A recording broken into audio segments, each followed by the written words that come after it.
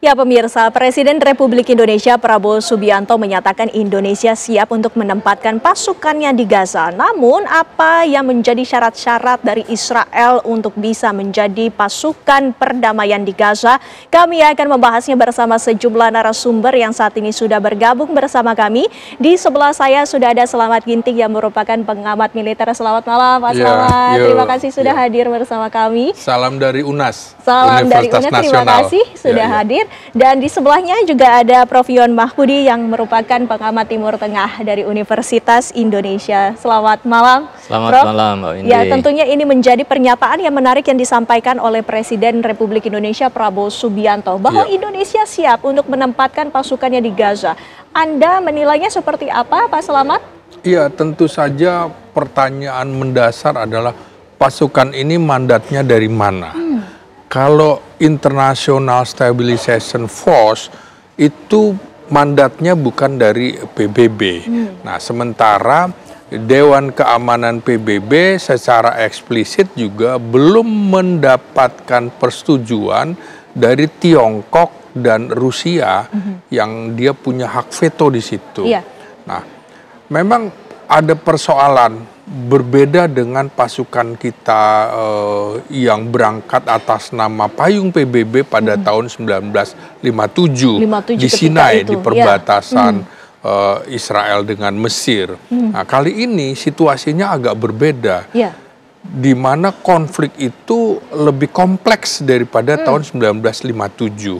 Dan ini kan tawaran dari Donald Trump. 20 poin Donald Trump yang ini belum tentu disetujui oleh negara-negara lain. Oke, Amerika dan Uni Eropa setuju, tapi poin-poin yang dikemukakan oleh Donald Trump ini kan disetujui oleh Benjamin Netanyahu, pemimpin Israel. Maka dunia melihat ini kecenderungannya menguntungkan Israel. Menguntungkan Israel justru. Nah, kalau kita kemudian masuk di situ, nanti menjadi sangat kompleks. Kita justru akan dituduh cenderung berada di pihak Israel dan Amerika. Padahal dalam politik luar negeri kita yang bebas aktif, kita selama ini mendukung kemerdekaan Palestina. Dan kita menganut dua negara di situ. Nah, kalau kecenderungannya ke situ, pasukan kita juga agak sulit nih. Posisinya apakah seperti tahun 1957, tahun 60-an hanya penjaga perdamaian. Nah, di sini kan stabilisasi. Nah, stabilisasi juga persoalannya apakah Amerika akan membiayai pasukan itu. Kalau PBB kan jelas dibiayai oleh PBB. Ini siapa? Siapa pemimpinnya? Komandonya dari mana? Lalu aturan mainnya seperti apa?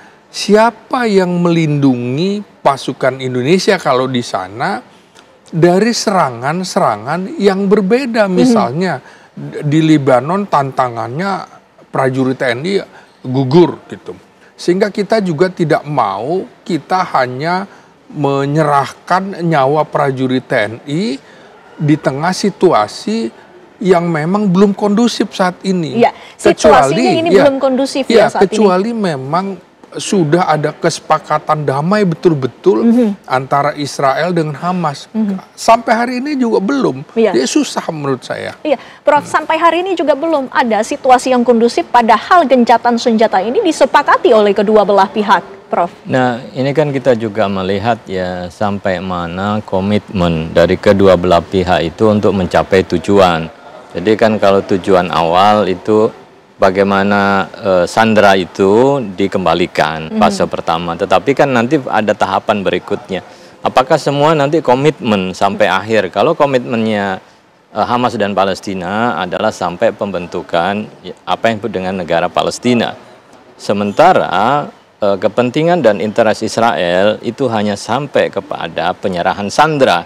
Kemudian setelah itu dia bebas melakukan. Berarti ini kan ada kesepakatan yang tidak nyambung. Nah, kalau kemudian dalam asumsi kita berharapkan sebenarnya posisi Amerika itu diharapkan bisa menekan Israel agar bisa memenuhi dan mematuhi kesepakatan. Tetapi kita mengkhawatirkan justru keberadaannya malah memberikan tekanan kepada Hamas dan Palestina. Nah, ini yang kemudian harus diperhatikan karena itu yang terjadi beberapa saat kan kita juga mendengar bagaimana kemudian Israel juga sudah melakukan serangan-serangan yang itu menewaskan beberapa warga Palestina. Itu kan sebenarnya kan bagian dari pelanggaran kesepakatan yang ada. Baik. Memang kalau dari sisi negosiasi ini kan negosiasi yang tidak diikat oleh lembaga institusional multilateral, tapi antara beberapa pihak yang dikhawatirkan sewaktu-waktu Israel kepentingannya sudah terpenuhi, kemudian setelah itu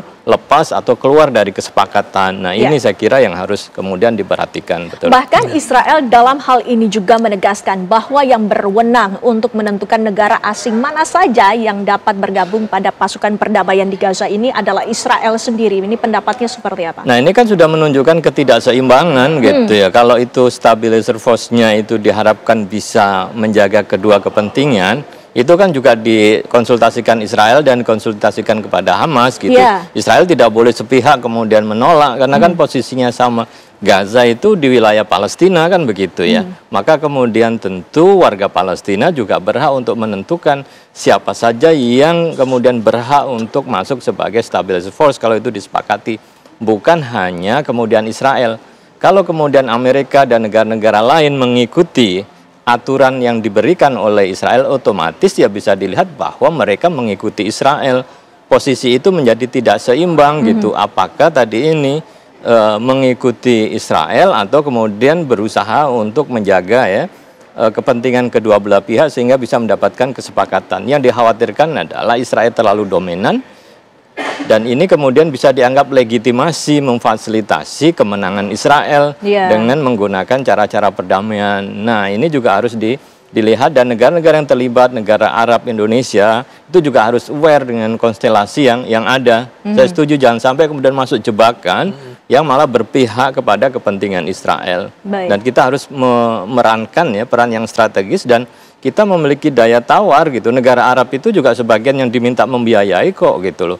Kalau mereka membiayai juga harus bisa menentukan agenda gitu ya, bukan hanya mengikuti apa yang diinginkan oleh Israel kemudian disupport Amerika dan diikuti. Saya kira Indonesia juga harus pada posisi seperti itu. Ya, baik. Presiden Prabowo Subianto juga menyatakan bahwa Indonesia siap untuk menempatkan pasukannya di Gaza. Kesiapan ini sejauh mana, Pak Slamet?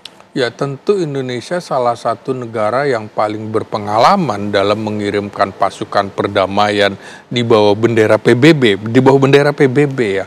Memang di bawah bendera non PBB juga kita pernah, misalnya misi di Filipina Selatan dan lain-lain, itu di bawah payung internasional.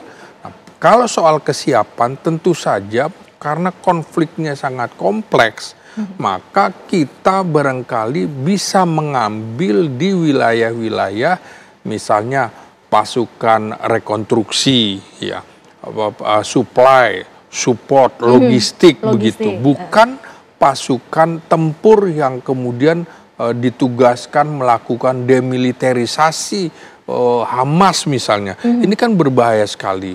Karena itu kita harus juga berkoordinasi dengan organisasi konferensi Islam. Karena kita mewakili salah satu negara berpenduduk Islam terbesar di dunia. Dan komitmen terhadap Indonesia terhadap Palestina kan dianggap bahwa kecenderungan negara-negara Islam memang seperti itu, ingin tidak ada penjajahan. Konstitusi kita juga gitu. Kita cinta damai tapi kita lebih cinta kemerdekaan. Karena itu pasukan yang diinginkan oleh Presiden Prabowo ini ingin menunjukkan bahwa kita mempunyai misi sipil humaniter. Tentara itu bukan hanya tugas bertempur, kita juga punya namanya operasi militer selain perang, dan itu sudah dilakukan ke daerah bencana dan lain-lain. Karena itu soal kesiapan jangan sampai karena ambisi tapi kesiapan belum langsung kita mengirimkan.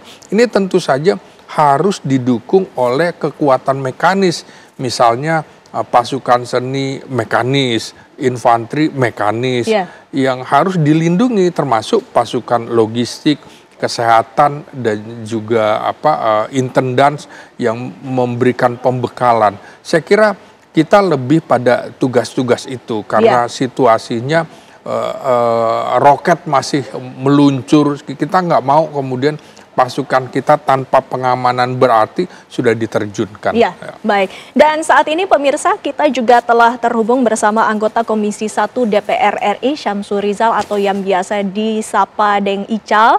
Selamat malam Deng Ical, terima kasih sudah berhubung bersama kami. Waalaikumsalam warahmatullahi wabarakatuh. Ya, Deng Ical, langsung saja kami ingin menanyakan bagaimana pendapatnya mengenai dari pernyataan Presiden Prabowo yang menyatakan siap untuk menempatkan pasukan di Gaza. Apakah langkah ini Anda nilai tepat? Ya, Pak Windy, jadi kesiapan yang disampaikan oleh Presiden Prabowo itu adalah kesiapan yang merepresentasikan, pertama ya, merepresentasikan keinginan bangsa Indonesia. Yang kedua adalah momentum seperti ini memang momentum deklarasi. Siapa yang berani mendeklarasikan potensi yang dimilikinya itu yang mendapatkan momentumnya. Jadi dari kedua sisi ini kita bisa menganggap bahwa Presiden Prabowo ini pandai melihat situasi, tetapi penting untuk diingat bahwa seperti yang disampaikan oleh Prof. Yon tadi dengan Pak Slamet itu bahwa momentumnya ini berbeda dengan beberapa pasukan perdamaian sebelumnya. Ya, kita sudah mengirimkan 37 kali pasukan perdamaian, tetapi tidak sekompleks apa yang terjadi hari ini karena akar masalahnya ini berbeda tujuannya antara pihak-pihak ISF dengan beberapa pihak yang bertikai di sana yang berkonflik. Israel seperti yang Prof. Yon sampaikan juga tadi itu, mereka kepentingannya sekali lagi bukan Palestina merdeka. Kemudian tentu Palestina Hamas ini tujuannya adalah untuk memerdekakan atau mendapatkan pengakuan kemerdekaan dari negara lain. Ini yang penting untuk dicermati. Sehingga kita ingin bahwa momentum ISF ini menjadi bagian dari penawaran kita sehingga lembaga-lembaga internasional, terutama Dewan Keamanan PBB itu harus mengambil alih persoalan ini. Bukan hanya sekadar Amerika Serikat dan Donald Trump-nya, tetapi OKI, Indonesia, dan beberapa negara di Arab ini harus mengajak dan mendorong Dewan Keamanan PBB ini untuk mengambil alih. Kalaupun kemudian International Stabilization Force itu juga masih digunakan, tetapi mendapatkan legitimasi dari PBB.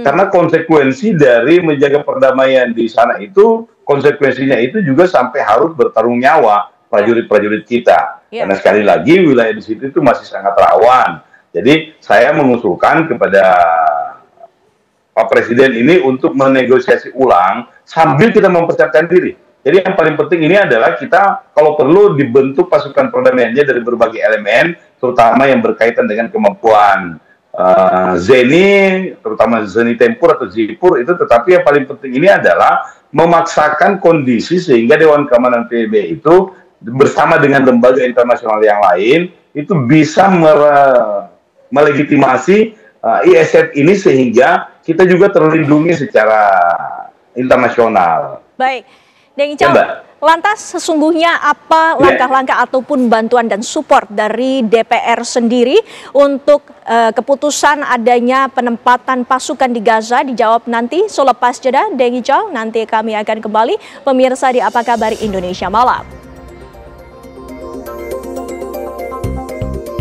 Kita lanjutkan dialog kami, Deng Ical. Kami ingin mengetahui langkah dan juga bentuk dukungan dari DPR menyikapi perihal ini, Deng Ical. Iya, kalau di DPR sendiri memang sudah beberapa kali kita bahas untuk bisa mengambil sikap dalam konflik ini, walaupun secara formal dalam sebuah rapat kita belum melakukan karena ini hari adalah masa reses sampai tanggal 3, tetapi kami dari fraksi PKB dan sebagai anggota DPR secara personal itu menjalin komunikasi dengan Panglima TNI, kemudian dengan Kemenlu, Menteri Luar Negeri, dan beberapa pihak untuk mempersiapkan diri, termasuk Palang Merah Indonesia, Ikatan Dokter Indonesia, karena kita belum tahu seperti apa komposisi yang dibutuhkan dalam proses pasukan perdamaian ini. Tetapi yang paling penting kita berikan catatan kepada Kementerian Luar Negeri dan Panglima TNI itu adalah untuk memastikan dulu kira-kira condition seperti apa yang dibutuhkan. Dan kita minta pada saat ada permintaan resmi untuk mengirimkan pasukan perdamaian itu sudah jelas demarkasi wilayahnya sampai di mana, kewenangan, tugas dan kewenangannya seperti apa. Kemudian yang paling penting itu adalah siapa yang akan memberikan jaminan keamanan, termasuk aspek-aspek pembiayaannya. Dan kita juga sudah meminta kepada Kementerian Luar Negeri ini untuk memikirkan bagaimana langkah-langkah diplomasi after konflik. Karena jangan sampai kita hanya sekadar mengirimkan tetapi tidak punya perencanaan untuk menindaklanjuti dan mendapatkan benefit dari pengiriman pasukan perdamaian ini, karena tentu itu akan menguras energi dan kita harap dengan momentum pengiriman ini kita mendapatkan value yang bisa kita manfaatkan untuk diplomasi kita ke depannya. Baik. Kita ingin memberikan juga permintaan kepada Kementerian Luar Negeri, terutama Presiden Prabowo ini, untuk memastikan posisi Trump sebagai inisiator sekaligus garantor. Apakah mampu untuk menjamin bahwa Israel ini bisa mengikuti apa yang telah diputuskan bersama, karena memang semua ikut ini karena ada Presiden Trump yang menginisiasi sekaligus juga menjadi jaminan, karena yang kita inginkan adalah Trump ini memberikan jaminan juga bahwa Israel itu akan mengikuti semua nota-nota kesepahaman yang sudah ditandatangani. Dan itu yang kita minta, jaminan dari Presiden Trump. Baik. Prof. Yon, Presiden Amerika Serikat Donald Trump merupakan inisiator, tapi kita ketahui bersama apakah diperlukan kesepakatan antara Israel dan Hamas sebelum Indonesia mengirimkan pasukannya? Ya, saya kira juga harus jelas begitu ya. Sebelum pasukan itu dikirim, kita itu sudah jelas peta jalannya itu sampai mana gitu. Karena kalau tidak, di tengah-tengah kemudian Israel deklarasi perang, tentu ini akan menjadi masalah besar. Karena kita lihat kan bagaimana statement Netanyahu bahwa dunia itu tidak bisa membuat Israel mau berperang atau tidak. Israel yang menentukan. Nah, ini saya kira kan nggak bisa dipegang.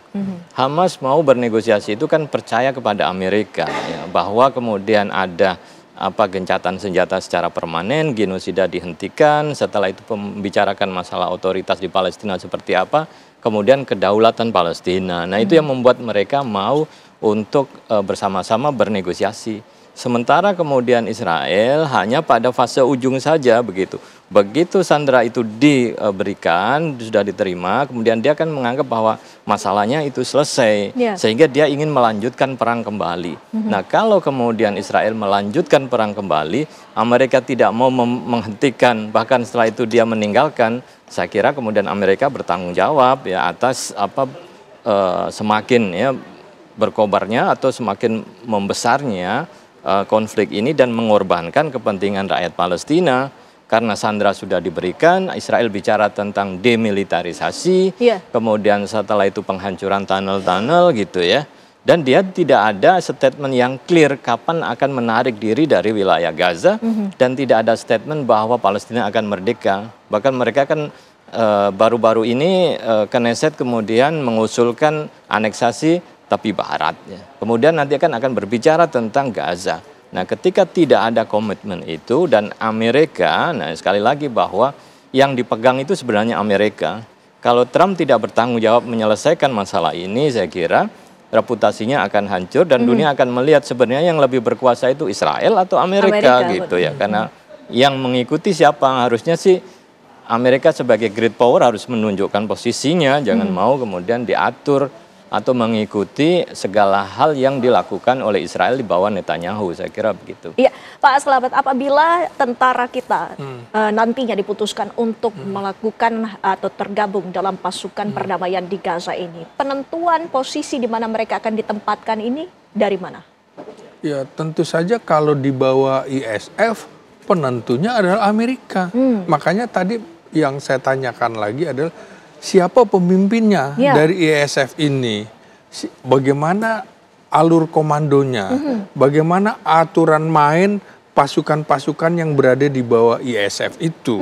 Nah, memang dari segi reputasi militer, TNI akan naik namanya karena masuk di dalam kancah urban stabilization di tengah perang konflik yang sangat tinggi sekali. Nah, secara realistis saya ingin mengatakan bahwa gencatan senjata saat ini kan rapuh. Masih terjadi bentrokan sporadis antara faksi-faksi di Hamas dengan militer Israel. Nah, ini saja kondisi seperti ini itu menunjukkan nantinya ISF dianggap tidak berada di posisi netral. Iya. Maka kalau Indonesia berada di situ, kita dianggap berpihak kepada Israel. Maka pasukan kita juga akan menjadi bulan-bulanan dari pasukan Hamas misalnya, dan juga akan diprotes oleh negara-negara seperti Iran, Qatar, Rusia, Tiongkok, dan lain-lain. Posisi Indonesia gimana? Sementara kalau kita sudah masuk, dan itu agendanya itu kan berarti 24 bulan, 2 tahun. Nah, itu juga harus dievaluasi kembali, misalnya per 6 bulan. Karena kalau kita udah masuk, nggak bisa kita mengundurkan diri. Iya, nggak bisa itu menarik posisinya pasukan. seperti itu. Nah, di tengah tugas-tugasnya juga belum ada di situ. Lalu 20 poin Donald Trump tadi seperti dikemukakan, belum ada tuh poin bahwa ini ujungnya adalah memberikan kemerdekaan pada Palestina. Nggak ada.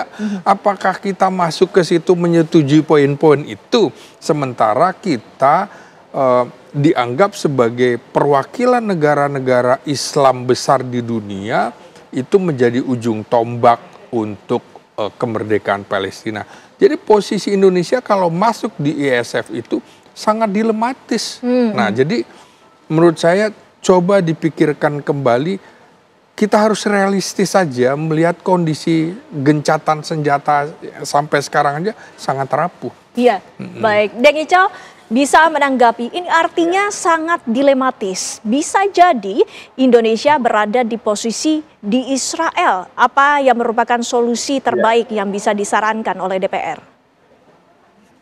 Betul, seperti yang beliau sampaikan tadi itu, bahwa ini kita mau menjadi pasukan perdamaian, tetapi jangan sampai memicu perang dunia ketiga.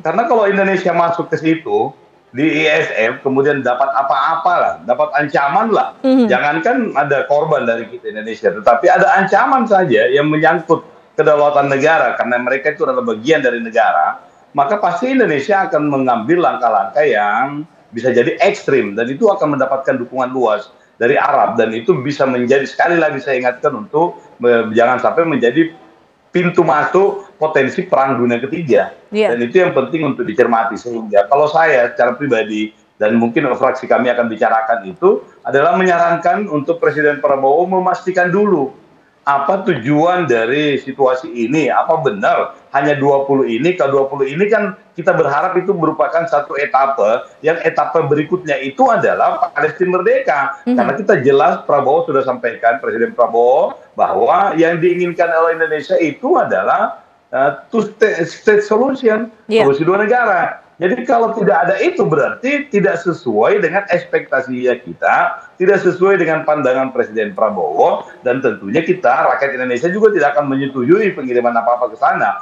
Kalau perlu bahkan kita mengirimkan pasukan perdamaian itu ke wilayah Palestina untuk memastikan tidak ada agresi lanjutan. Walaupun tentu kita tidak ingin supaya keberadaan kita di sana itu memicu konflik yang baru, tetapi kita penting untuk memastikan terlebih dahulu ini sebelum adanya pengiriman. Tetapi saya ingin ingatkan kepada TNI itu untuk menyiapkan diri sehingga anytime begitu dibutuhkan itu bisa langsung terbang. Oke. Ya, Mbak. Prof Yon, Israel sendiri secara terang-terangan menolak partisipasi dari Turki salah satunya, Prof Yon.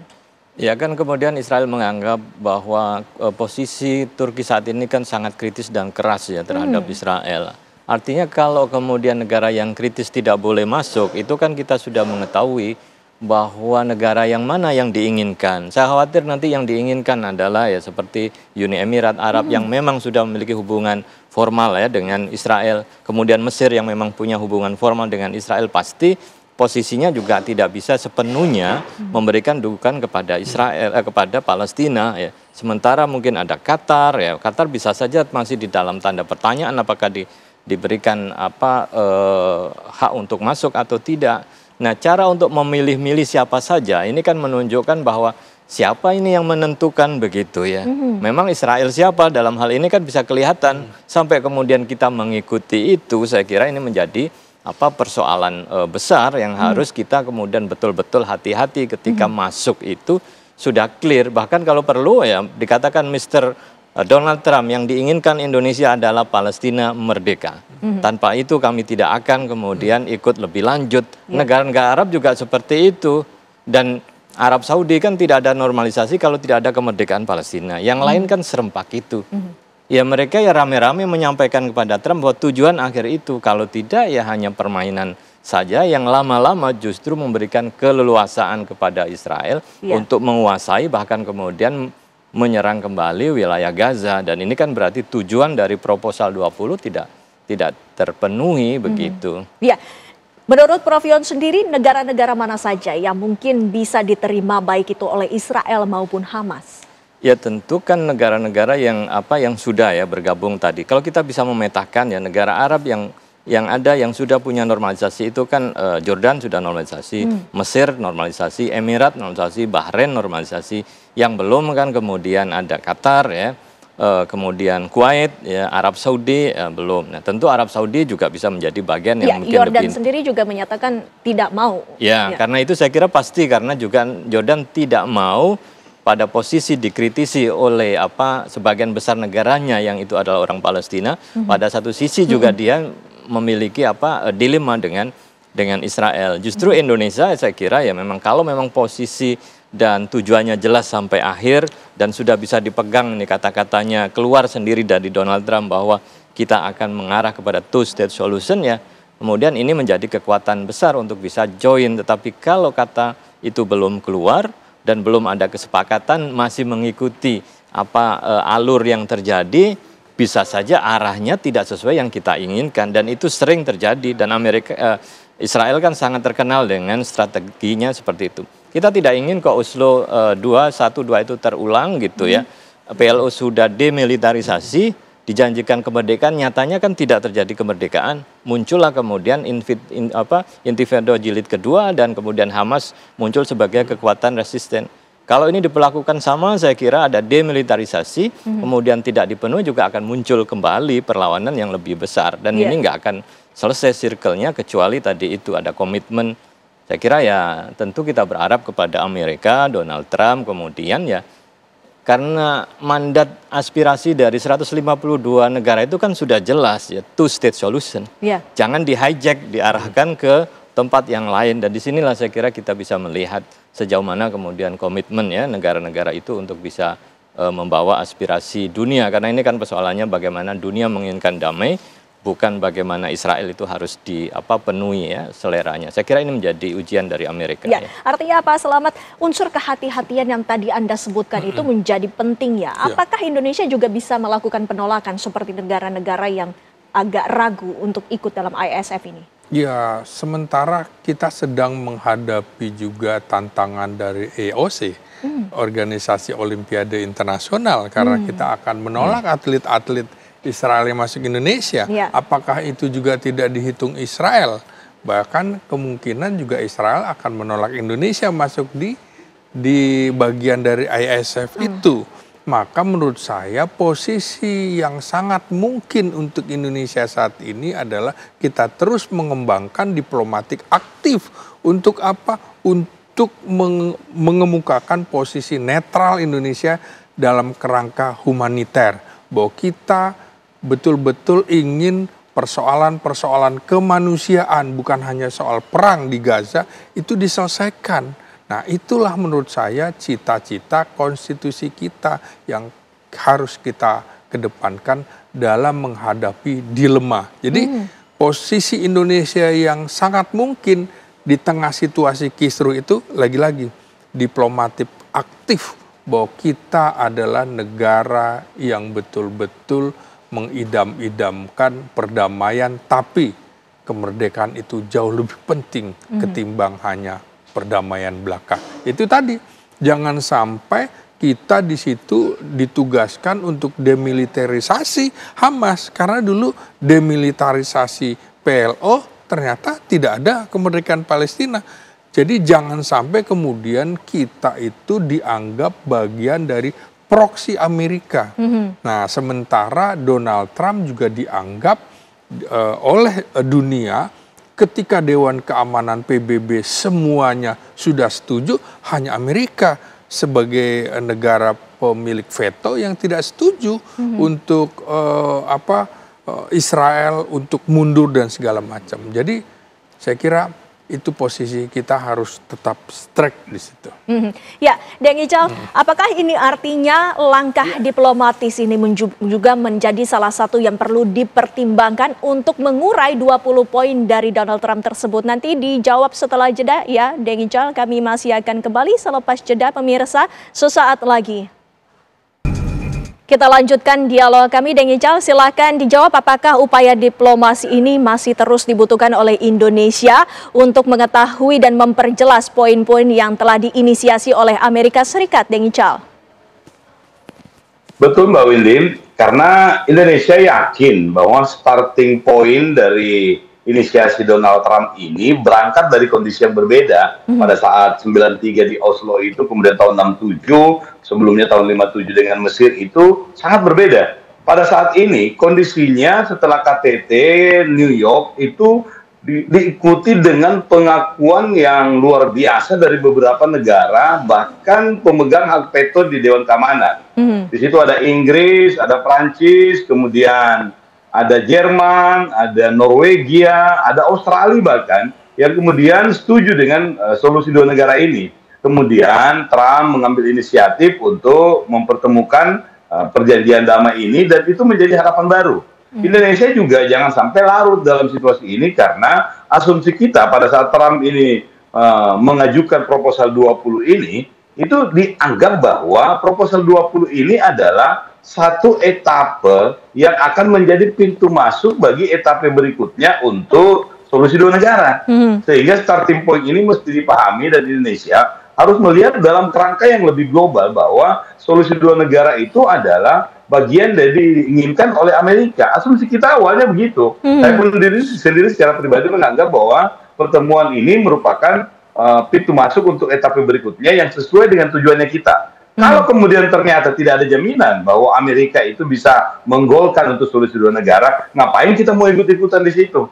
Atau paling tidak kemudian perjanjian ini, kesepakatan ini diratifikasi oleh Dewan Keamanan PBB yang dengan kekuatan yang dimilikinya punya kekuatan untuk menekan dan memaksa, sehingga pengakuan kedaulatan Palestina itu bisa ada dan bisa diterima oleh semua negara. Mungkin tertinggal hanya sekutu yang melekat di Israel seperti Amerika, tetapi menurut saya secara pribadi, kalau semua negara sudah mengakuinya, maka Palestina itu bisa merdeka dan di bawah naungan PBB, sehingga Dewan Keamanan PBB juga bisa memaksakan.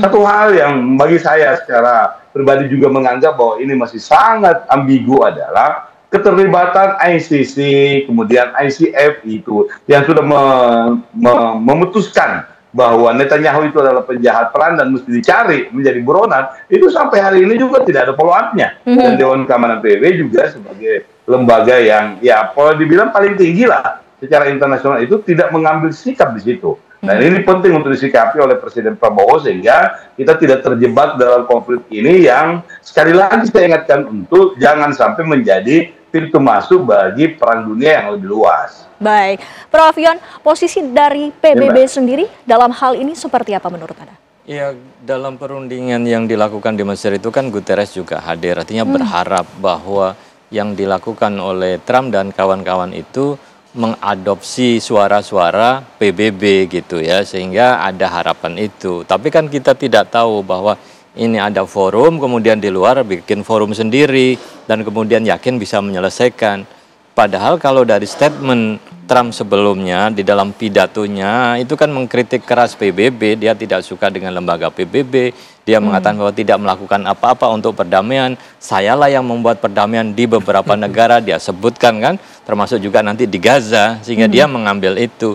Padahal dia tidak membaca secara serius bahwa aspirasi di PBB itu adalah two-state solution, tidak hanya sekedar deal maker, peace ya, katanya peacemaker saja, tetapi two-state solution. Nah ini yang aspirasi itu saya kira negara-negara 8 itu termasuk Indonesia itu yang harus menjaga aspirasi ini. Karena kalau enggak, Donald Trump nggak terikat dengan two-state solution dan dia lebih dekat dengan hubungannya dengan Israel. Kalau itu yang terjadi, justru itu tadi bahwa arah dari kesepakatan dan bagaimana dukungan internasional yang begitu luas, khawatir disia-siakan dengan tujuan yang berbeda. Nah itu harus dikembalikan lagi. Jadi relnya itu harus dipantau detik demi detik gitu, nggak boleh lengah gitu ya. Karena begitu kita lengah, tiba-tiba agendanya berubah, kita menganggap bahwa masih ada seperti agenda di awal, sementara setelah terjadi perubahan. Nah itu yang harus kemudian kita pastikan, dan Indonesia ya harus mengikuti detik demi detik terlibat. Jangan sampai ada keputusan yang tidak diketahui, ternyata hasilnya justru tadi itu membenarkan sikap-sikap Israel di dalam hal menguasai kembali Gaza dengan harapan perlawanan Hamas hancur, kemudian setelah itu mereka menguasai kembali. Dan ini saya kira yang tentu menjadi kontra ya terhadap aspirasi tujuan kita bahwa ya solusinya two-state solution.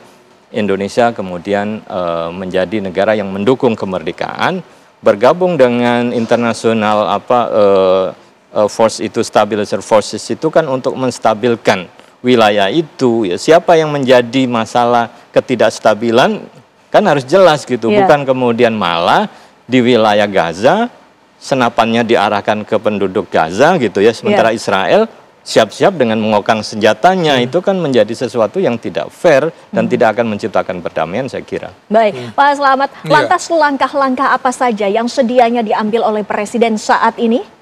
Oleh karena itu Indonesia harus menuntut resolusi PBB agar segera membentuk pasukan perdamaian dunia, bukan pasukan stabilisasi internasional. Karena kalau resolusi Indonesia ini kemudian didukung oleh banyak negara, kita justru akan naik namanya, peringkat kita akan naik bahwa betul-betul Indonesia menginginkan sebuah perdamaian. Jadi itu salah satu jalan keluar. Indonesia harus menuntut resolusi baru PBB untuk membentuk pasukan perdamaian di bawah bendera PBB untuk menyelesaikan sengketa di Gaza. Bukan pasukan dari Amerika, bukan pasukan dari Israel. Karena Donald Trump dan Benjamin Netanyahu dianggap oleh dunia bagian dari masalah itu sendiri. Jadi jangan sampai kalau ISF itu nanti justru dianggap sebagai bagian dari pasukan penjajah. Ketika kita masuk di dalam pasukan ISF, kita dianggap sebagai bagian dari pasukan penjajah. Karena itu tadi jalan keluarnya resolusi untuk mengumumkan bahwa kita akan mengirim pasukan perdamaian PBB. Dan Indonesia menjadi salah satu pasukan terbesar dalam mengirimkan personil militernya, baik itu pasukan tempur, pasukan zenit tempur, pasukan intendan, juga pasukan suplai kita. Begitu. Baik, terima kasih Pak Slamet, terima kasih Prof. Yon, terima kasih juga dengan calon waktunya bersama kami. Bapak-bapak sudah hadir dalam perbincangan di Apa Kabar Indonesia Malam. Dan pemirsa, kami masih akan menghadirkan sejumlah informasi lainnya selepas jeda pariwara berikut ini. Tetaplah bersama kami.